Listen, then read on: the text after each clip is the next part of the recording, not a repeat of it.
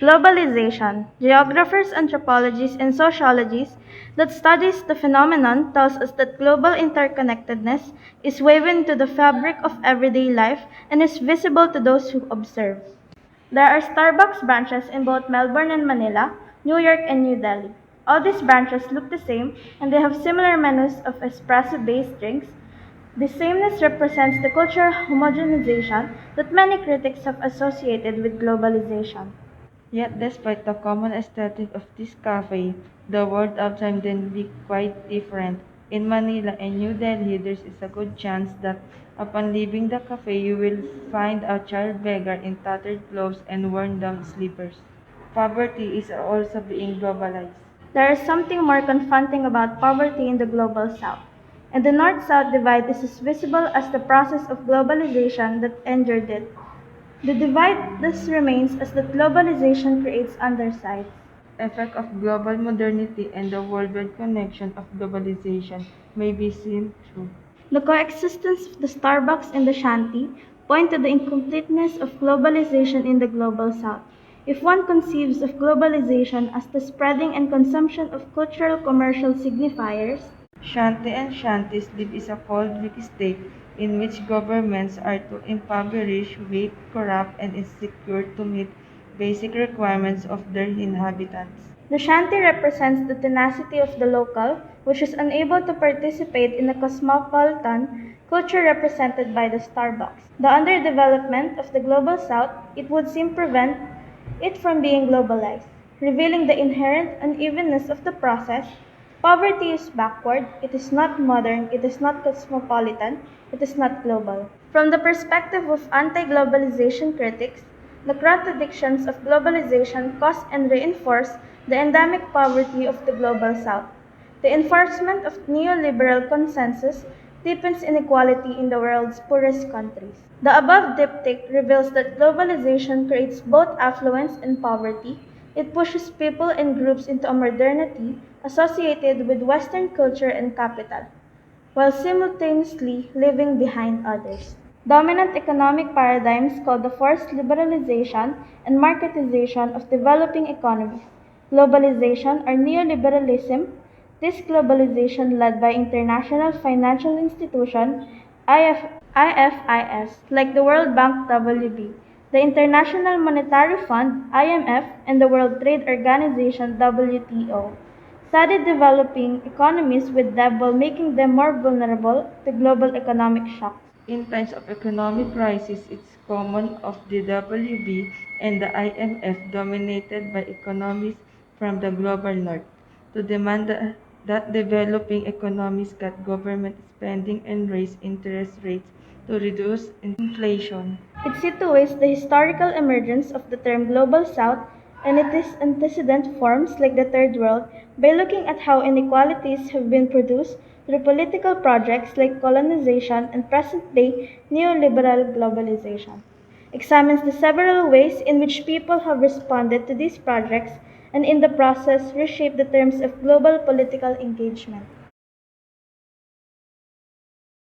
Decolonization produced state now recognized as sovereign under the system of international law promoted by the United Nations. The likelihood of being poor in higher for people who is leaving the state associated with the global south. Many of these formerly colonized the country are the same ones inadequately represented in a global organization like the World Trade Organization.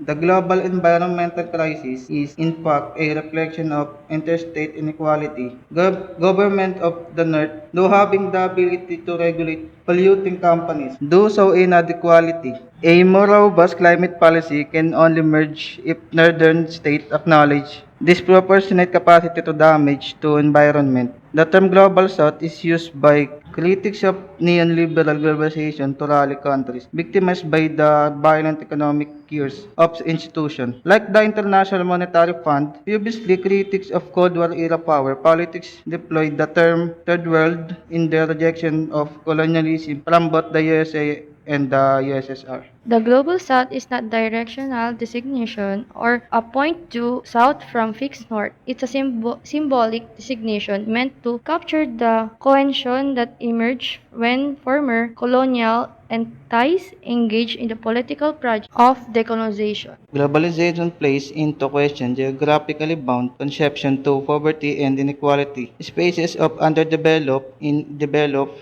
countries may mirror the poverty of the global south. There is a global south in the global north, various forms of inequality cut across national boundaries, and Mark X was correct to claim proletariat has no country.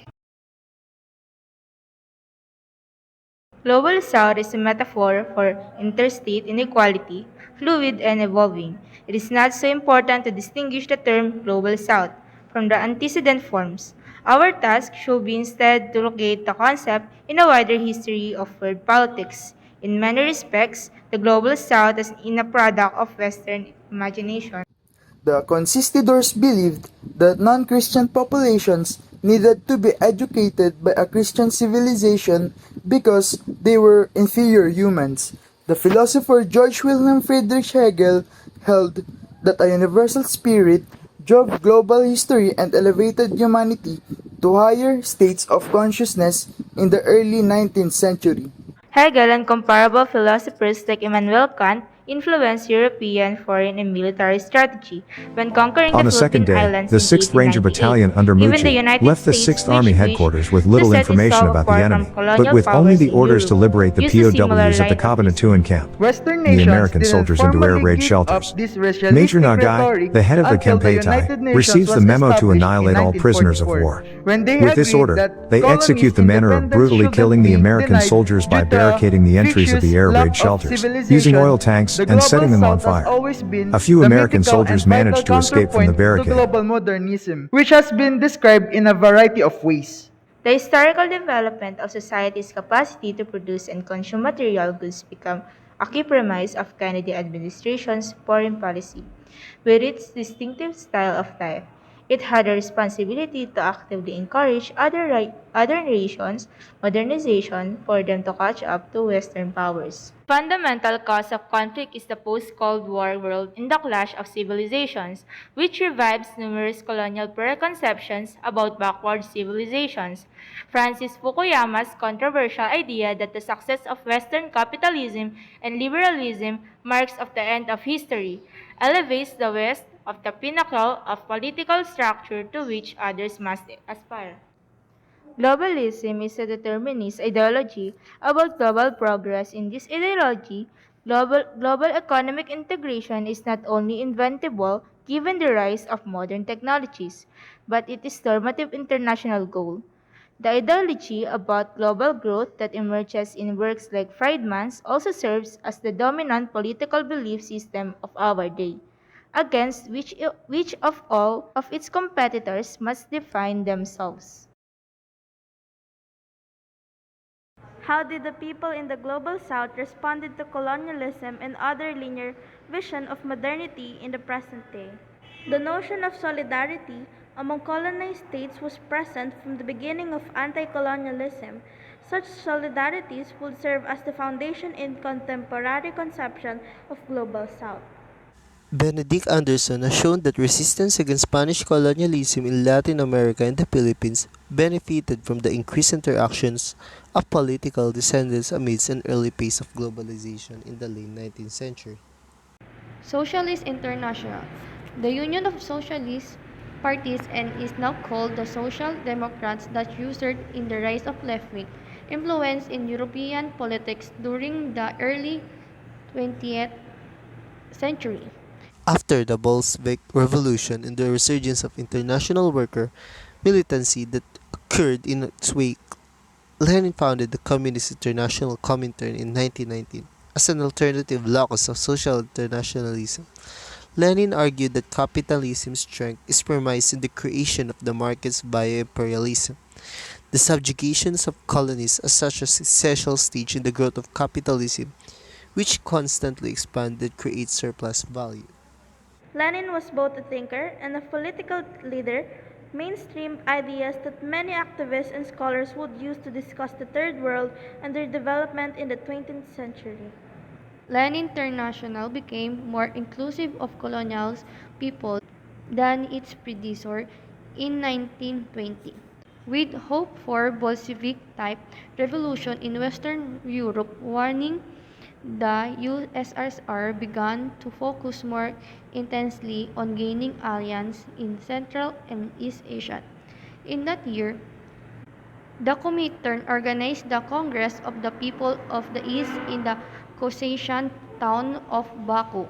In that conference, Lenin argued communists to forge ties with nationalist elites and radical peasants in their fight against colonialism. It paved the way for sustained alliance between Western communists and anti-colonial nationalists. The Vietnamese revolutionary leader of Ho Chi Minh after the First World War, patriotism, not yet communism, led me to have confidence in Lenin. In the Third International, it was through association imperialism and capitalism that the international left, which had hitherto ignored national liberation in favor of the international class struggle, made detente with the nationalism of the colonized world. Since then, the international left in its various incarnations has continued to articulate modes of solidarity with no global south. The end of the Second World War was the high point of decolonization. Since the creation of the United Nations in 1945, over 80 ex-colonies have gained independence. United Nations that international law ceased to formally divide the world into civilized and uncivilized nations. Third World consisted of non-aligned countries, charting a middle way between the First and Second Worlds. The founding movement for this non-aligned movement was the Asian-African Conference, held in the Indonesian city of Bandung, also known as Bandung Conference in 1955. The conference brought together delegates from 29 Asian and African countries to forge economic and cultural cooperation amidst fears of newly emergent forms of colonialism. In Sukarno view, what united the countries of the Third World was not a common identity of culture, as in the case of nationalism, Pan-Asianism, or Pan-Africanism. Rather, Third Worldism began as a common resistance to new form of colonialism.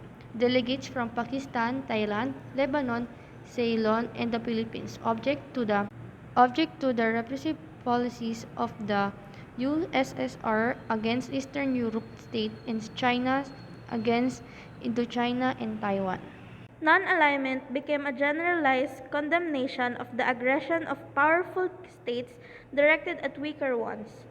Concomitant to this was a discussion of what it meant for third world countries to be free. Debates about freedom in Bandung allowed the conference to affirm the value of universal human rights. In the 1960s and 1970s, the international left's interest in the post-colonial world intensified. Greece, along with other European economies, are proving to be the worst hit by the global financial crisis that began in 2008.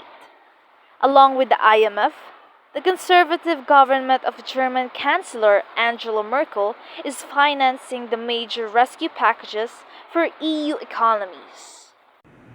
Starting to resemble backward economically underdeveloped countries of the global south as more citizens lose jobs and government continues to scale public spending. As its citizens continue to protest the belt tightening being enforced on them, they will realize how similar their problems are to those of peoples in the global south. In a situation like this, they may soon draw inspiration from the struggles of poorer nations. It would not be the first time. The global south has routinely provided models of resistance for the world, and it continues to do so.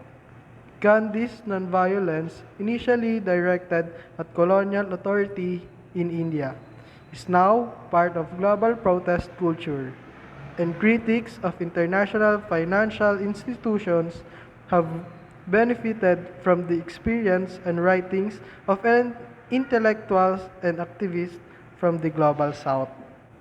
Amidst the existential threat of climate change, the most radical notions of climate justice are being articulated in the global south. The governments of the global north have proven to be beholden polluters to promote swift and decisive action against global warming. It was the government of Bolivia under Evo Morales, for instance, that criticized the inability of Western states to develop a truly effective replacement for the Kyoto Protocol during negotiations in Copenhagen. It becomes more necessary for people in the North to support alternatives from the South.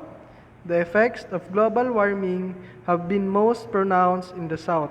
Hunger in Africa grows while land dries up, and more people are displaced from their homes after intense monsoons in Southeast Asia. The global in Global South refers to more than just the region's location on the planet. It is significant to those who live outside of the nations that are typically identified with it. Even though it is a part of certain geographic fantasies, the Global South reflects growing cosmopolitanism. It is crucial to recognize how many international movements seek to address interstate inequity. For instance, the transnational anti-globalization movement continues to push for more economic autonomy for southern governments. The struggle for global justice is neither based on shared identities or culture, nor is it essentialist in the global south. One of history's greatest morally persuasive concepts, universal human equality, serves as its foundation.